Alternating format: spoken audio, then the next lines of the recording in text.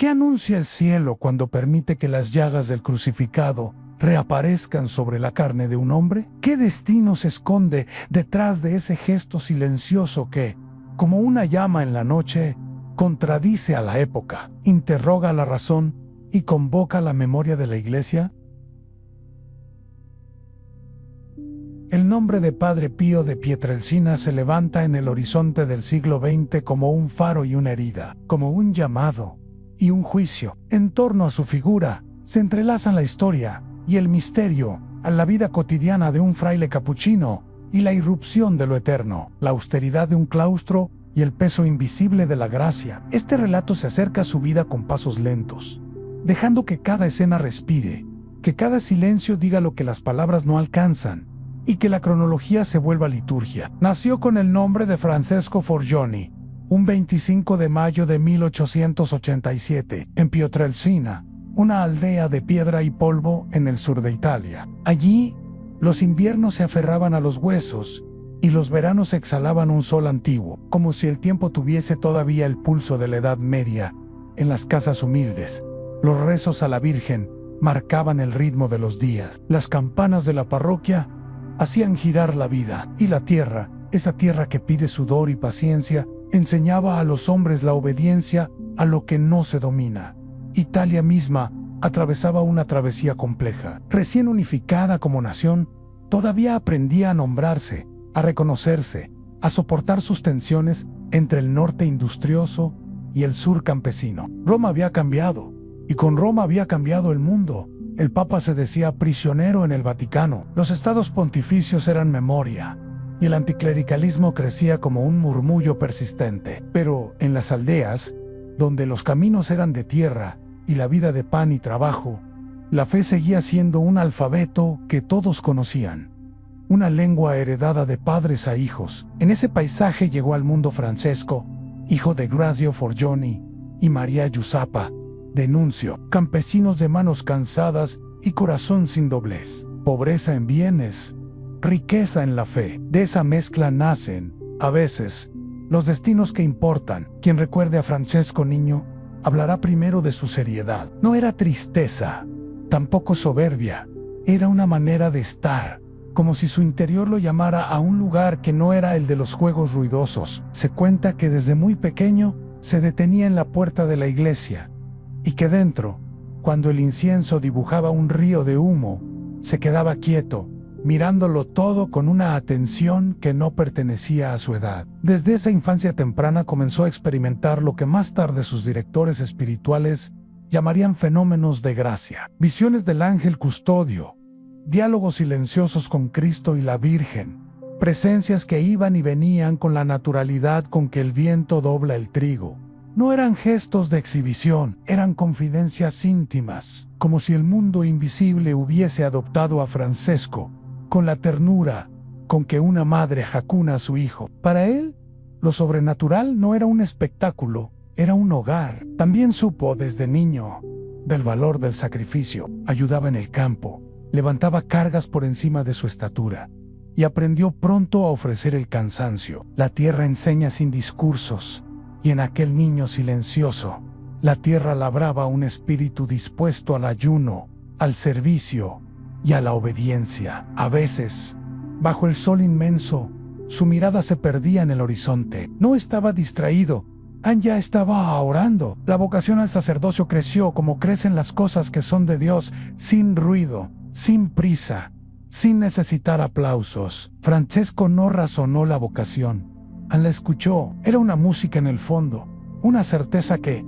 sin imponer, pedía todo. No había en su familia recursos que facilitaran el camino. La educación era escasa, los libros, un lujo. Por eso, la vocación exigió enseguida sacrificios concretos en estudio a deshoras, esfuerzo concentrado y, sobre todo, el gesto silencioso de un padre dispuesto a cruzar el océano. Grazio, buscando sostener el llamado de su hijo, emigró a Estados Unidos para trabajar y enviar dinero a casa. A veces la gracia exige una geografía nueva, y aquel viaje fue una forma de altaran, del otro lado del mar. Un padre hacía de su salario una ofrenda. El niño comprendió que su vocación no le pertenecía solo a él. Era un bien de familia, una promesa que se sostenía con manos de amor. Cuando Francesco tenía 15 años, ingresó al noviciado capuchino en Morconi. Allí le entregaron el hábito, y con el hábito, un nombre nuevo, Fray Pío de Pietrelcina. El nombre es más que un sonido, es un rumbo al pronunciarlo. El joven fraile quedaba unido para siempre a su tierra y a la tradición franciscana, esa corriente de pobreza luminosa que había atravesado siglos como un río de fuego manso. Desde el comienzo, su vida religiosa estuvo marcada por una disciplina radical. No era rigorismo, era amor en forma de regla. Se levantaba antes del alba, dejaba que las horas canónicas ordenaran el interior, entretejía penitencia y caridad, como quien teje una cuerda que deba resistir tormenta. Y, mientras tanto, lo invisible persistía, la oración. A veces, la certeza de una presencia se convertía en ardor. Otras veces, el silencio de Dios pesaba como una noche sin luna. Ambas cosas enseñan. El cuerpo del joven fraile no era robusto. Las enfermedades lo acompañaron desde temprano, como si la providencia hubiera querido escribir su historia sobre una carne disponible a quebrarse. Fiebres que no cedían, dolores sin diagnóstico preciso, cansancio que lo obligaba a regresar a Pietrelcina para recuperar fuerzas. Los médicos miraban y no encontraban. Él miraba y ofrecía el sufrimiento. En Fray Pío no fue accidente ni piedra en el camino, fue vocación dentro de la vocación. Aprendió a leer en el dolor una gramática nueva, un sí sin reservas, un deseo de configurarse con el Cristo paciente. En cartas a sus directores, deja entrever esta aceptación serena cuando el dolor cuaja en fe. Deja de ser obstáculo para convertirse en puente. Y el puente llevaba siempre al mismo lugar, el altar. Pasaron los años en ritmo de claustro y viento, y el sacramento del orden llegó cuando Fray Pío contaba 23 años. Celebró su primera misa en su Pietrelcina natal, delante de ojos que lo habían visto niño. El altar contenía la historia entera, la pobreza de sus padres, el mar cruzado por el padre ausente, las fiebres, las vigilias, las voces de la oración. Desde entonces, su identidad quedaba anclada para siempre en un gesto en ofrecer. Quien se acerque sin prisa a esa primera misa comprenderá que allí, de algún modo, comenzó todo. La Eucaristía no sería para él un rito saino o en fuego. A partir de entonces, su vida fue una consagración sostenida, un hilo tenso entre el cielo y la tierra. Se diría que cada amanecer lo encontraba listo para la misma tarea, en entrar en el misterio y dejar que el misterio lo devorara con misericordia. La obediencia fue para el joven sacerdote el lugar de su libertad. Aceptó traslados, soportó inspecciones, asumió indicaciones que no siempre coincidían con sus deseos. Quien mira de lejos puede imaginar la obediencia como renuncia seca. Para él, fue forma de amor. La regla capuchina no era un conjunto de puertas cerradas, sino un claustro que por dentro se abría a una anchura desconocida, porque la obediencia, cuando es verdadera, no reduce en dilata. Había, sin embargo, una batalla sutil. Las experiencias místicas, que en su infancia aparecían como destellos, fueron cobrando fuerza. En la oración, a veces, el mundo sensible se desdibujaba. Los ojos veían más allá, los oídos escuchaban otra música. El confesor y los superiores le pedían humildad y silencio, y él respondía como debía responder, sin buscar relatos que lo ensalzaran, sin alimentar devociones supersticiosas, sin convertir lo íntimo en espectáculo. La geografía espiritual tiene sus coordenadas, y el convento de San Giovanni Rotondo, colgado en la aspereza de Apulia, se convertiría en el centro de una historia que desbordaría el mapa. Allí, el clima era duro, el paisaje seco, los inviernos largos y los caminos ásperos como la piel de la roca. Pero allí, precisamente allí, el misterio había decidido encender su lámpara. Fray Pío llegó, y el convento lo recibió con su ritmo de oración, su trabajo humilde, su estilo sin ornamentos. En los corredores, las sandalias dejaban paso unánime. En la iglesia, los bancos guardaban la memoria de miles de rodillas. Todo invitaba al recogimiento. En ese marco, la miseria y la grandeza del hombre se daban la mano a la hora de la confesión. El fraile escuchaba, y la misericordia obraba. Pronto, el confesionario comenzó a ser su trinchera de caridad. No era cuestión de cantidad, aunque las colas se harían interminables con el tiempo. Era cuestión de densidad. En cada alma era un universo, y en cada universo la gracia buscaba su camino. El Padre Pío miraba con la seriedad de quien no juega con lo sagrado, y con la ternura de quien sabe que el sagrado ha venido por amor. A veces, su palabra dolía como un bisturí, otras, curaba como un bálsamo. No era él, era el pastor que lo habitaba. El altar era el otro fuego. Su misa se volvió conocida por una unción difícil de explicar. El tiempo parecía dilatarse. Las pausas abrían grietas. El silencio tenía espesor. Algunos testigos hablarían de éxtasis, otros de temblores santos, otros simplemente de una presencia. Quien asistía comprendía que allí no había teatro. Había un varón ofrecido guay detrás de él, un misterio que lo atravesaba por entero. En torno a su figura comenzaron a crecer historias en curaciones que la medicina no explicaba, advertencias interiores que salvaban a alguien del peligro, intuiciones sobre pecados olvidados que llevaban a un penitente al arrepentimiento verdadero. El fraile respondía con el modo que había aprendido desde niño: en silencio, obediencia y caridad. Allí donde otros habrían buscado reconocimiento, él buscaba ocultarse. Allí donde otros habrían querido defenderse o exhibirse, él se inclinaba a servir. Pero toda luz convoca sombra. La vida mística verdaderamente cristiana no se alimenta de lo espectacular, se alimenta de la cruz. Y la cruz comenzó a asomar su madera en la forma de sufrimientos interiores, de combates contra el enemigo, de noches donde el abandono parecía total. No se quejó. La tradición de los santos enseña que Dios, para purificar, retira los consuelos, y el fraile aceptó también esa pedagogía. Le bastaba saber que la voluntad ardía, incluso cuando no se la sentía. Mientras su vida interior alcanzaba profundidades nuevas, el mundo se quebraba. En Europa, la Gran Guerra había abierto una herida colosal. Trincheras de varo, gritos en la noche, cartas que no llegaban, familias enteras sin regreso. La razón, que se había proclamado reina de la época, mostraba su rostro de hierro. En medio de ese ruido mortal, el silencio de un convento sobre una colina parecía insignificante. Pero, en la economía del espíritu, nada es insignificante si arde de verdad. Aunque el fraile no empuñó un fusil, la guerra no le fue ajena. Miles de hombres y mujeres llegaron con las cicatrices del alma abiertas a miedos, culpas, desesperanzas, vacíos que ninguna ideología podía llenar. En el confesionario y en el altar, el Padre Pío se convirtió en una medicina, no porque dijera frases ingeniosas, sino porque su propia vida se ofrecía como una intercesión. El dolor del mundo se posaba sobre su espalda, y él lo dejaba estar, sin dramatismos, sin discursos, con la serenidad de quien acepta el oficio de cargar. El milagro, en la vida del Padre Pío, nunca fue propaganda. Sucedía como sucede la lluvia en los campos.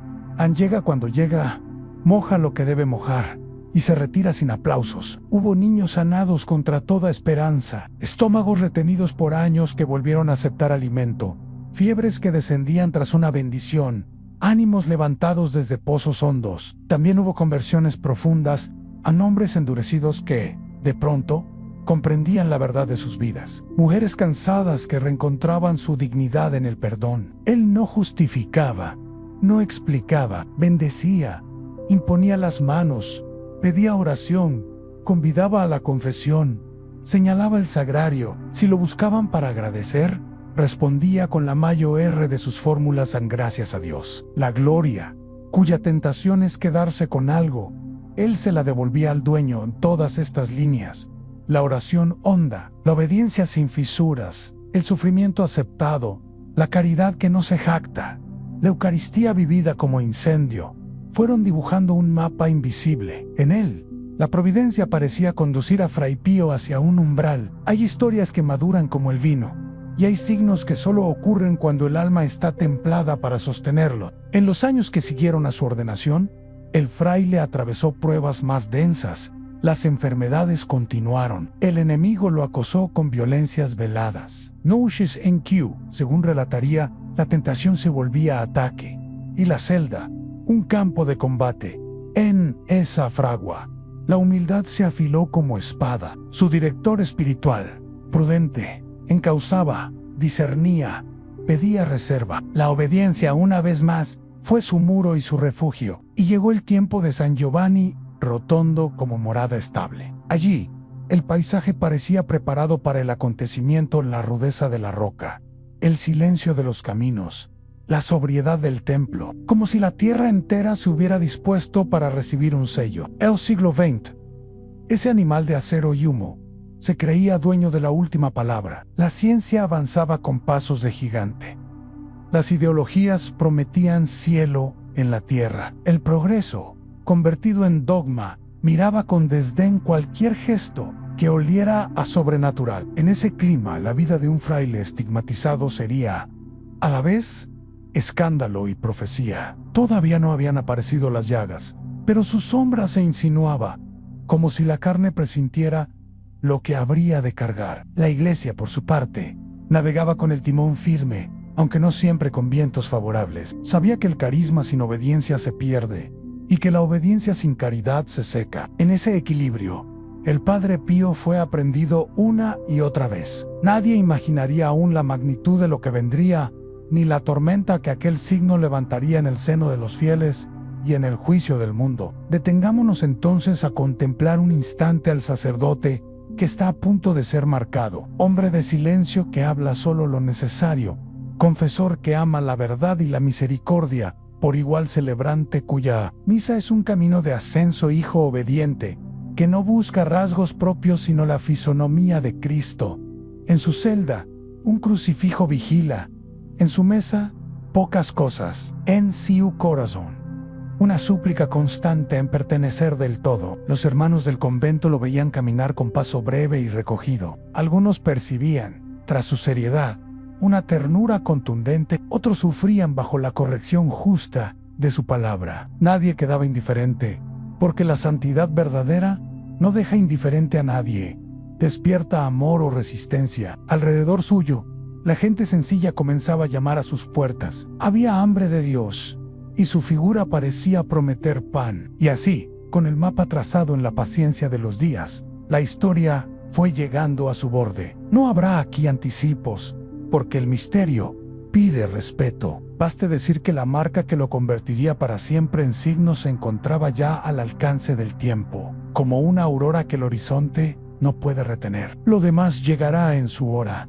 con la discreción con que el cielo hace cosas inmensas. Era el 20 de septiembre del año 1918. El convento capuchino de San Giovanni Rotondo, colgado en la roca áspera de Apulia, se preparaba para el día como tantos otros en maitines, oración, silencio. Pero esa jornada se abriría en la memoria de la iglesia como un sello indeleble. El Padre Pío, en recogimiento, entró en oración profunda. Ante él, en visión misteriosa, apareció Cristo crucificado, sangrante y glorioso, con rayos de fuego que partían de su costado. Aquella visión no era un símbolo, era presencia ardiente. En ese instante, las mismas heridas del Redentor descendieron sobre el fraile. Las manos, los pies, el costado comenzaron a sangrar. La carne se abrió, no con la violencia de una herida externa, sino con la delicadeza terrible de un signo que brota de dentro. Eran los estigmas que permanecerían en él durante más de 5 décadas, como siglos antes en el monte Albernia, cuando San Francisco de Asís recibió las llagas. Ahora un fraile humilde de Apulia se convertía en ícono viviente de la pasión. Pero la historia no se repetía. Resonaba en un siglo distinto, en el siglo de las trincheras, del gas venenoso, de la incredulidad científica. Las llagas eran una contradicción a la modernidad, una profecía contra el orgullo humano. Era como si el cielo gritara al mundo: en la cruz no ha terminado. La eternidad aún habla en la carne. En los primeros en ver las heridas fueron sus hermanos de comunidad. Quedaron sobrecogidos. El fraile sangraba, y sin embargo no se desangraba. El dolor era real, pero sostenido por una paz serena. Lo más extraño de aquellas llagas brotaba un perfume suave, semejante al de las flores. Un olor inexplicable que muchos, en adelante, atestiguarían. Pronto, la noticia se expandió. Campesinos, obreros, soldados convalecientes de la guerra comenzaron a peregrinar hacia San Giovanni Rotondo, Venían en trenes, en carros, a pie. Querían ver al fraile marcado por Dios. Las colas crecían. Las iglesias no bastaban. Hombres endurecidos caían de rodillas. Mujeres lloraban al contemplar el misterio. Para muchos, era como volver a estar al pie del Calvario. La iglesia, sabia en discernimiento, reaccionó con cautela. El recuerdo de falsos místicos, de engaños, de histerias colectivas estaba siempre presente. Roma ordenó investigaciones. Médicos enviados por el Vaticano examinaron las llagas. Algunos declararon que eran inexplicables. No tenían infección, no cicatrizaban, pero tampoco se pudrían. Otros sospechaban de causas naturales, incluso de fraude. La tensión era grande. Teólogos también fueron enviados. Querían determinar si todo aquello era obra de Dios o ilusión del demonio. El propio Santo Oficio siguió el caso de cerca. El resultado fue un largo período de desconfianza. Al Padre Pío le impusieron restricciones ANSE, le prohibió confesar, se le prohibió celebrar misa en público, se le aisló dentro del convento. Para un sacerdote cuyo corazón era el altar y el confesionario, aquellas prohibiciones fueron una cruz dentro de la cruz.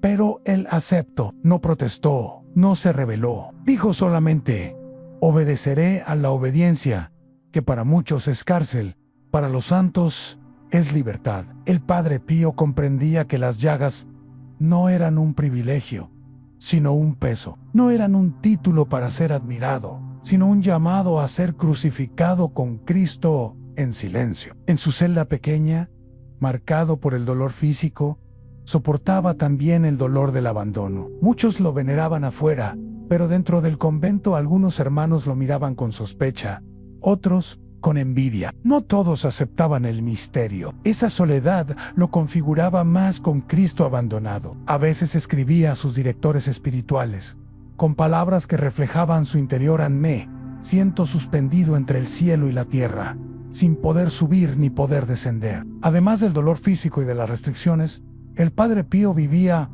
luchas espirituales intensas. Relató múltiples ataques del demonio en las noches. Su celda parecía convertirse en campo de batalla. Ruidos, golpes, apariciones horribles, presiones físicas. No eran metáforas. Él mismo quedaba con marcas visibles de esas peleas invisibles. Sin embargo, siempre terminaba victorioso en la oración. El enemigo lo golpeaba, pero no podía arrancarle la fe ni la obediencia. El fraile respondía con el rosario en las manos, con la mirada fija en el crucificado. En esos combates se fortalecía su espíritu. Comprendía que sus estigmas no eran adorno, sino bandera de guerra espiritual. Cada gota de sangre era una súplica por el mundo, cada herida una intercesión. Mientras la iglesia lo vigilaba con prudencia, el pueblo no dejaba de acudir. San Giovanni Rotondo se convirtió en un santuario viviente. Las colas de penitentes para confesarse con él llegaban a durar días enteros. Muchos afirmaban que el Padre Pío le revelaba pecados olvidados o secretos del corazón. Los milagros también se multiplicaban. Personas enfermas sanaban tras su bendición. Cartas llegaban de todos los rincones pidiendo oración, y respuestas milagrosas seguían a esas súplicas. Una madre recibía a su hijo curado. Un soldado volvía de la guerra protegido. Una familia encontraba consuelo. El fraile, sin embargo, nunca se atribuía nada. Ante cada agradecimiento, repetía con humildad: den gracias a Dios. La prensa comenzó a hablar de él. Algunos periódicos italianos lo exaltaban como santo vivo, otros lo atacaban como impostor. Médicos escépticos viajaban a examinarlo y regresaban confundidos. El siglo XX, orgulloso de su progreso científico, encontraba desconcertante aquel fenómeno. ¿Cómo podía la fe campesina congregar multitudes en torno a un fraile con heridas abiertas? ¿No era acaso un retroceso frente a la modernidad? Pero precisamente allí radicaba el mensaje. A las llagas del crucificado aparecían no en la Edad Media, sino en plena era de la razón. Cuando el hombre proclamaba que ya no necesitaba de Dios, el Padre Pío no solo sangraba en el cuerpo, sufría en el alma. La incomprensión, las calumnias, las sospechas eran más dolorosas que el fuego de sus heridas. A veces, en cartas íntimas, expresaba el deseo de morir, de entregar de una vez su alma al Señor, pero También añadía que se haga siempre la voluntad de Dios. Vivía en un equilibrio misterioso en crucificado y, al mismo tiempo, sostenido por una alegría interior que no dependía de las circunstancias. Era hombre de lágrimas, pero también de paz. Uno de los aspectos más impresionantes de su vida era la forma en que celebraba la Eucaristía. Los fieles que asistían decían que su misa duraba horas. Cada gesto era lento, cada palabra cargada de peso eterno. Cuando pronunciaba la consagración, su rostro se transformaba en dolor y amor. Sus manos sangrantes sostenían al Cordero inmolado. Muchos caían de rodillas, otros lloraban, algunos se convertían en ese mismo instante.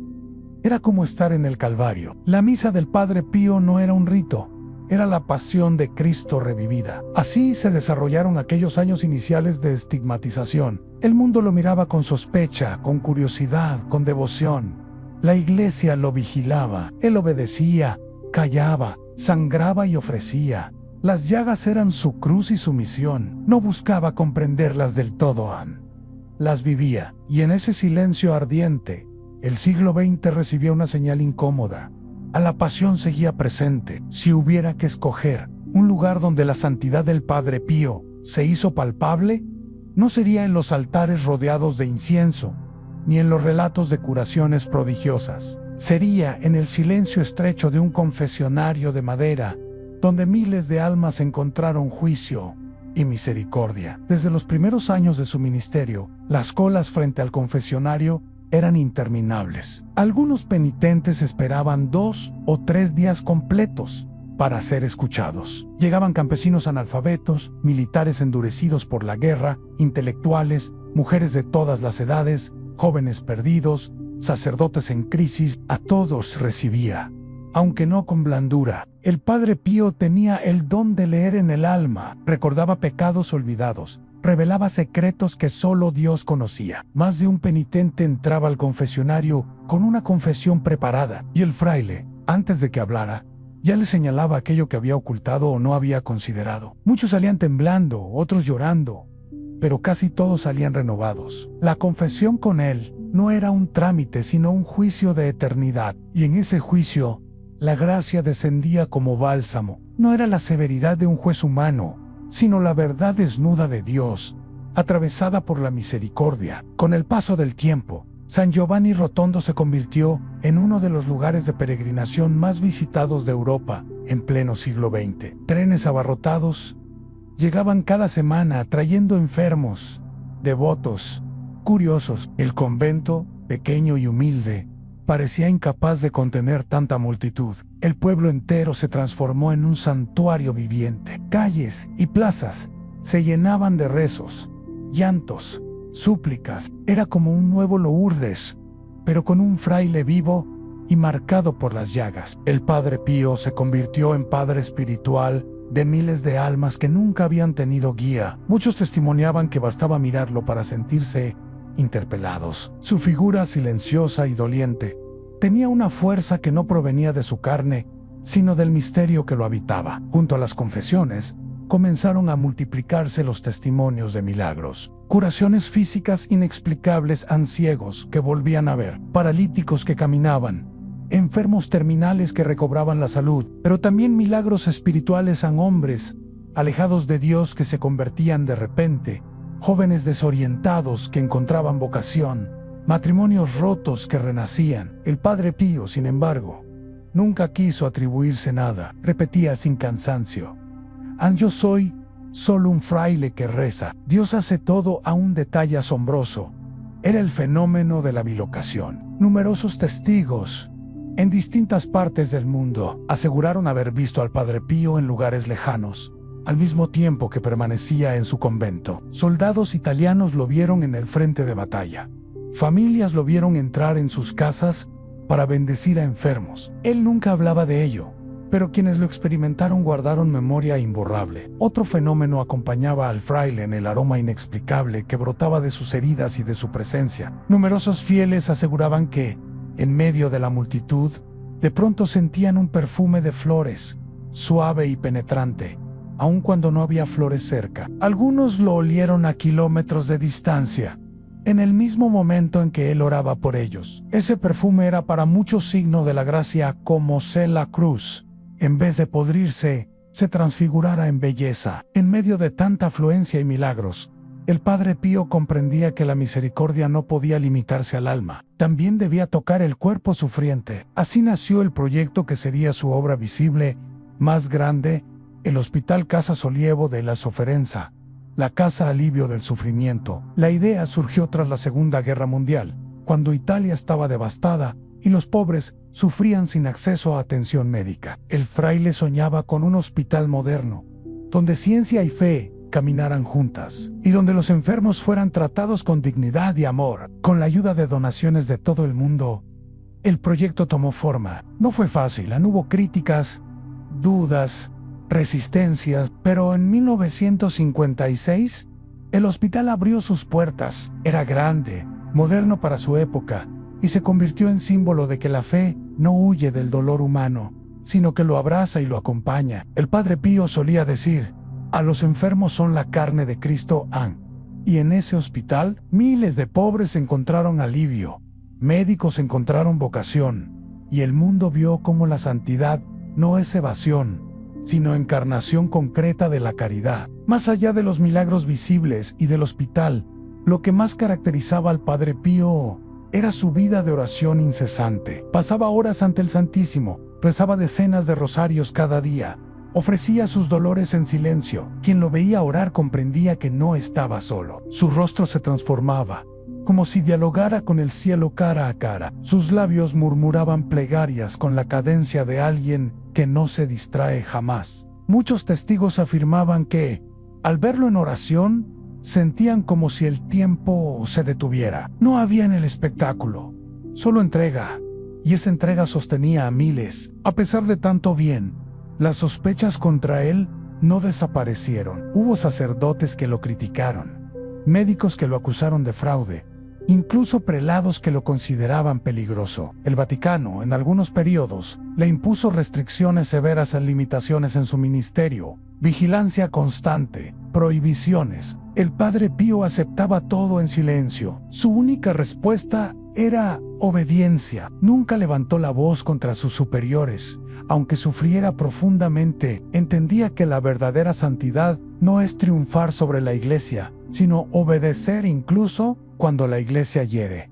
Esa obediencia fue su martirio secreto. Lo crucificaba más que las llagas, pero también lo unía más al crucificado. El Padre Pío era incómodo para todos, para los escépticos, porque sus llagas y milagros desafiaban la razón. Para algunos dentro de la Iglesia, porque atraía multitudes y despertaba devoción mensa. Para quienes lo amaban, porque sus palabras eran duras, su exigencia radical, su verdad implacable. Era incómodo porque era verdadero, y la verdad nunca acomoda al mundo. Con el paso de las décadas, el Padre Pío envejecía marcado por el sufrimiento. Su cuerpo frágil, ya desde la juventud, se encontraba consumido por las enfermedades y por las llagas que nunca cicatrizaban. Las dolencias físicas aumentaban, dolores articulares, problemas respiratorios, cansancio crónico. Sin embargo, su espíritu ardía con la misma intensidad de siempre. Continuaba confesando durante largas horas, aunque a veces apenas podía sostenerse sentado. Continuaba celebrando la Santa Misa con unción profunda, aunque cada gesto era un esfuerzo inmenso. Continuaba orando, aunque su respiración era entrecortada y fatigosa. El pueblo lo veía como un mártir vivo, alguien que ofrecía cada instante por la salvación de las almas. Y, en medio de ese sufrimiento creciente, su fama de santidad se expandía aún más. Llegaban peregrinos de todos los continentes. El siglo XX, que avanzaba hacia sus últimas décadas, con guerras frías y conquistas tecnológicas, miraba a un fraile pobre como signo de lo eterno. Incluso en sus últimos años, la prueba de la obediencia no desapareció. La Santa Sede seguía observándolo con atención, a veces con desconfianza. Hubo momentos en que se le limitaron ministerios, se controlaron sus cartas, se vigiló su entorno. El Padre Pío aceptó todo con la misma palabra: no obedezco.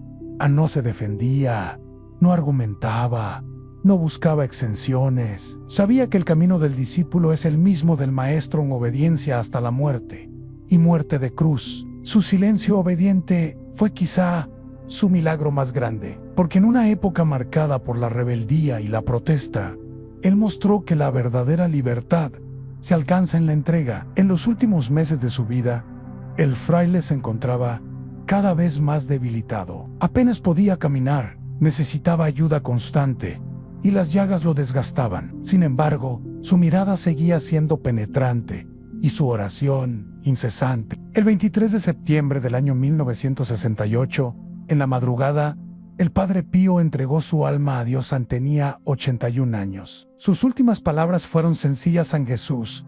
María murió como había vivido en el silencio oration, en el dolor ofrecido. Su cuerpo, marcado por las llagas durante más de 5 décadas, fue encontrado sorprendentemente sin ellas, como si el cielo hubiera recogido el secreto. El funeral fue multitudinario. Miles de peregrinos acudieron a San Giovanni Rotondo. El llanto del pueblo se mezclaba con cantos de fe. Muchos afirmaban que había muerto un santo. Tras su muerte, la devoción al Padre Pío creció sin medida. Sus imágenes comenzaron a multiplicarse en hogares, parroquias, conventos. Peregrinos de todo el mundo acudían a su tumba, y allí pedían milagros, consuelo, conversión. El pueblo lo canonizó mucho antes que Roma. Para los sencillos, no había duda. Aquel fraile de barba blanca era un santo que intercedía desde el cielo. Testimonios de milagros post-mortem se acumulaban, curaciones, protecciones, conversiones. Su figura se convertía en puente entre lo humano y lo divino, entre la historia y la eternidad. La Iglesia, prudente como siempre, abrió el proceso de canonización. Fue largo, complejo, lleno de estudios, análisis médicos, testimonios. Se examinó cada aspecto de su vida, sus cartas, sus homilías, sus acciones, sus milagros. En el año 2002, el Papa Juan Pablo II lo canonizó solemnemente en la Plaza de San Pedro. La ceremonia reunió a cientos de miles de peregrinos. El Papa, que en su juventud había confesado con el Padre Pío, lo presentaba ahora al mundo como santo de la Iglesia Universal. Las palabras del pontífice resonaron como juicio definitivo. El fraile de las llagas era luz para el siglo XX y para los tiempos venideros. El legado del Padre Pío es inmenso y múltiple. La centralidad de la Eucaristía enseñó con su vida que la misa es el centro de todo. La renovación de la pasión, la fuente de la gracia, el valor de la confesión devolvió a multitudes el sentido del sacramento como encuentro con la misericordia y la verdad. El poder de la oración mostró que el rosario y la adoración no son devociones periféricas, sino armas de eternidad. La fuerza del sufrimiento ofrecido vivió como testimonio de que el dolor unido a Cristo se convierte en redención. La caridad concreta, con el Hospital Casa Sollievo de la Sofferenza, enseñó que la fe se traduce en servicio real a los cuerpos y almas. Más allá de lo visible, su vida fue un signo para la historia en un siglo que proclamaba la autonomía del hombre. Él recordó que la eternidad sigue escribiendo en la carne. El siglo XX fue el siglo de las guerras mundiales, de los campos de concentración, de la bomba atómica, del progreso tecnológico sin precedente. Fue también el siglo de la increencia, del materialismo, de las ideologías que quisieron suplantar a Dios. En medio de todo eso, un fraile pobre, escondido en un convento de Apulia, se convirtió en testigo vivo de la cruz. Su vida fue respuesta silenciosa a las pretensiones del mundo. Cuando el hombre se creía dueño de la ciencia, aparecieron sus llagas inexplicables. Cuando el hombre proclamaba ideologías de muerte, él levantó un hospital de misericordia. Cuando el hombre olvidaba la oración, él se consumía en ella día y noche. El Padre Pío fue, en definitiva, un signo profético. La cruz no es un recuerdo, es presente. La eternidad no es idea, es carne. Hoy, al recordar su vida, no hablamos solo de un fraile capuchino. Hablamos de un capítulo de la historia de la Iglesia, de un signo eterno en el corazón del siglo XX. Su figura sigue convocando, sigue interpelando, sigue incomodando, porque los santos no son estatuas para admirar, sino faros que obligan a decidir. El Padre Pío nos deja con preguntas que trascienden su tiempo. ¿Qué hacemos con la cruz? ¿Qué hacemos con el dolor? ¿Qué hacemos con la eternidad que se asoma en la historia? El eco de su vida resuena como herencia espiritual. La cruz es camino, la obediencia es libertad, el sufrimiento es ofrenda, la caridad es rostro de Dios. Y mientras su nombre sigue siendo invocado en capillas y hogares, la Iglesia lo guarda en su memoria como un signo para los tiempos, el hombre marcado por las llagas de Cristo en el siglo de la incredulidad.